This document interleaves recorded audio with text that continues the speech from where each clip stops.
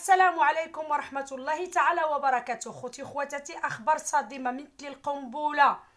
الأخت سميرة عيطت وصيفطت أوديوات خوتي خواتاتي للقنوات بالله تم الاختطاف بنتها هذا الصباح، وحاولوا يديروا المخاطفة للبنت، يعني غادي يخطفوها وما تفعلوش خوتي خواتاتي بالله. كانت لقات البنت ديالها غادي يخطفوها وغادي يديوها لها هذا الصباح، واخبار صادمه مثل القنبله جبتها لكم خوتي خواتاتي بالدليل، باش ما تقولوش انا ما جايبه لكمش الدليل وما تنهضرش بالادله. اخوات في الله، هادشي ولا صادم ولا حول ولا قوه الا بالله العلي العظيم. يعني حنا من عالم اللي راحنا فيه وش من بلاصه اللي رحنا فيها خوتي وخواتاتي في الله. كل نهار فضيحه وكل نهار كيجينا اخبار صادمه واخبار كينسك على اخبار المتتبعين ديال فاتحه فاعله الخير. شوفوا هاد الجريمه اللي بغاو يسرقوا الاخت سميره البنت ديالها، يعني داروا المحاوله ديال الخطف ديال بنتها هذا الصباح وما نجحوش في النجاح ديالهم. وبزاف ديال القنوات خارجين تيقول لك بالله يونس غادي يدير لها نتيا ام مهمله. يونس مسكين ما عنده حتى علاقه في هذا الشيء، ماشي اي حاجه توقع تلصقوها في يونس واي حاجه تصرا تلصقوها في يونس، لان كنقولوها ونعاودوا نقولوها. واحد السيده ولا واحد السيد اللي كيكون مشهور في هذا العالم ديال الاحمر كيكون اخوتي خواتاتي عليه واحد الضغط بزاف من عند الاعداء ديالو. يعني غير حاجه وقعت لسميره نتوما عندكم بالله يونس هو عنده يد في هذه الجريمه هذه. لا خوتي خواتاتي في الله، خصنا نعطيو واحد الحاجه نعطيوها للمتتبعين ديالنا حقيقيه. يعني يونس لا علاقه بهذا الشيء هذا خوتي خواتاتي في الله. راه ما كيكونوا دائما الاعداء ديال النجاح تابعين الانسان، سيختو الواحد ملي كيكون ناجح في اليويو كيكون عنده الاعداء ديال النجاح. هذه راها جريمه خوتي خواتاتي، خاص الانسان ما يسكتش عليها لا بزاف ولا شويه. اليوم غتمشي طفله وغدا يمشي طفل، وحنا كل نهار كنسمعوا الله يحضر السلامه حوادث كتوقع، مره كيتقتل ولد، مره كيضربوا مره بالموس، دابا غادي يخطفوا بنت باقيه صغيره في اللاج صغير. يعني يا خوتي خواتاتي هاد الشيء ولا تيحير في هذا العالم ديال الاحمر، هاد الشيء ولا كيدوخ الانسان، ما بقينا عارفين من الطريق اللي غادي نتبعوها. الاخت سميره لحد الان ما لصقت تهمه حتى لشي واحد. لقات البنت ديالها خوتي خواتاتي جاو باش يخطفوها لها ونقدوها في اخر لحظه، ما خلاوش داك الانسان اللي كان غادي يخطفها ما تمكنش بالخطاف ديال هاد البنت هذه. وكانت مخلوعه بزاف على بنتها وكانت مصدومه بزاف على البنت ديالها، لان 100 مره كنقولوا الانسانه ملي كتبان بوجهها وكيبانوا الوليدات لها العالم الاحمر ما كتعرفيش اخوتي شكون مول الجريمه. يعني بزاف اللي كيكونوا مقطعين من الكار ومقطعين بزاف ديال الحوايج ما خدامينش كيقولوا احسن حاجه نديروها هي هذه.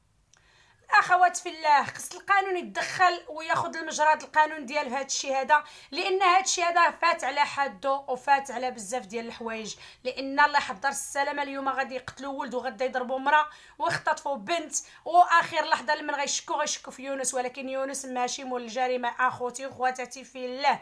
يونس ما غاديش يقدر يدير هذا الشيء هذا اسمحوا لي، ما غاديش يقدر يدير هذا الشيء هذا، لان الا دار هذا الشيء هذا غادي كلشي المشاكل غادي تولي ليه هو. نتوما راه مشات عقليتكم بعيد بالله، غادي يقول لها انت ام مهمله. لا، يونس باغي يرد مرتو، وراكم شفتوا بزاف ما حطش الفيديوهات، يعني باغي يسلموا لهنا، ولكن الناس ما قالتوش، باقيين عاوتاني يخرجوا يضربوا فيه ويضربوا في الاعراض ديالو. هادشي عيب وحشومه عليكم. كنقول لكم بالله عليكم يا القنوات، ماشي اي حاجه توقع لسميره تخرجوا تمسحوها في يونس، يعني ولا بحال شي شيفون مسكين اي حاجه تصرا نوليو نضربوا في يونس. لا، ما خصناش نضربوا في الاخ يونس. يعني خاص القانون يتدخل وياخذ المجرى ديالو، غادي يعرف شكون مول الجريمه اخوتي وخواتاتي في الله. غتقولوا لي علاش بالضبط كتدافعي على يونس؟ ماشي كندافع على يونس، المتتبعين ديالي انا كنقول كلمات الحق.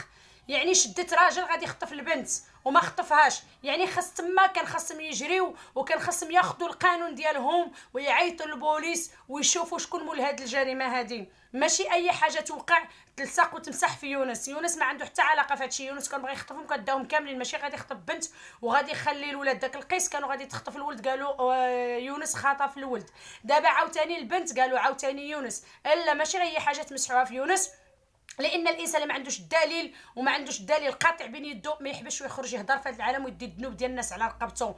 انا كنقول كلمه الحق، واللي بغى يبغيها مرحبا به. يعني انا كنشوف خاص الاخت سميره طرق المخزن وياخذ الاخر ديالو القانون هذا اللي بغى يشفر هذه البنت، ياخذ العقاب ديالو باش يكون عبره لوحدين اخرين. لان اخوتي هذا العالم ديال الاحمر ولينا كنسمعوا مشاكل وقعوا كثار.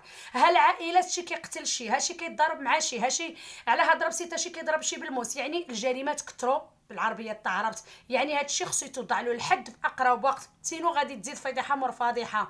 كل نهار كنسمعوا فضيحه، مره كنسمعوا الطفل اغتصبوه، مره كنسمعوا بنت قطعوها، مره كنسمعوا كل مره واش كنسمعوا. الاخوات ديالي في الله، يعني هذا الشيء فات على الحد ديالو وبزاف وماشي غير شويه.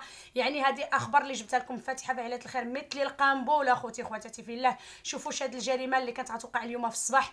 الاخت سميره ونقدت بنتها في اخر لحظه. اخوتي خواتاتي في الله، حمات الغوات والزقه وعتقت البنت ديالها، لان خاص الاولاد هاد الساعه هذه تحظاو، وخصكم اكثريه هذا الوقت هذا ولا ما تتعجبش، لان خاص الوليدات الصغار خصنا هذوك راهم امانه بين يدينا، خصنا نعتنيو بهم ونحافظوا عليهم، لان ما كنعرفوش العدو منين غادي يخرج، شكون هو عدونا الله اعلم بعلمه. طالما حنا قلبنا ابيض كيجيبنا الناس كلها قلبها بيضاء، ولكن كاينه بعض الفئات اللي كتكون كتحقد وكتكره وخصها فوقاش طيح هاد الراجل وهاد المراه. خوتي خواتاتي في الله، راه ماشي الاخ يونس، عاوتاني كنعاودها، راه ماشي الاخ يونس اللي دار هذه الجريمه. اخوتي خواتاتي في الله، هذا راه شفار بيان سوغ، راه شاف السيده كتطلع في العالم الاحمر وداروا لها بزاف ديال الحوايج، سي نورمال غادي يكون الحسد والحقد باش غادي يحطم هذه السيده هذه ويجيب لها ما تبقاش. قال شنو خاصني ندير؟ وهي خاصني نخطف وحده من البنات، وراه كيتعرف غادي يبدا يعيط عطيني قده ولا عطيني هذه باش غادي ياخذ عاوتاني واحد الفديه. يعني خاص هذا الشيء تودع له الحد اخوتي خواتاتي في الله، لان اطفالنا راه متعرضين للخطر. وشحال وانا كناشد كنقول لها اختي سميره، راه الاولاد ما غتقدي لهمش انت بوحدو الا ما كانش الاب ديالهم معاك، لان الاطفال بحدهم كيكبروا وراهم في الخطر ما بين اليد ديال الام. سيختو ملي كيعرفوا غير الام اللي حارسه على داك الوليدات، ماشي راجل اللي حاضنهم. ملي كيعرفوا الراجل اللي حاضنهم كيكونوا خايفين بزاف من الراجل. خوتي خواتاتي في الله، كان هذا هو الموضوع ديالنا اليوم، ما نطولكمش بزاف، جبتكم خبر مثل القنبله.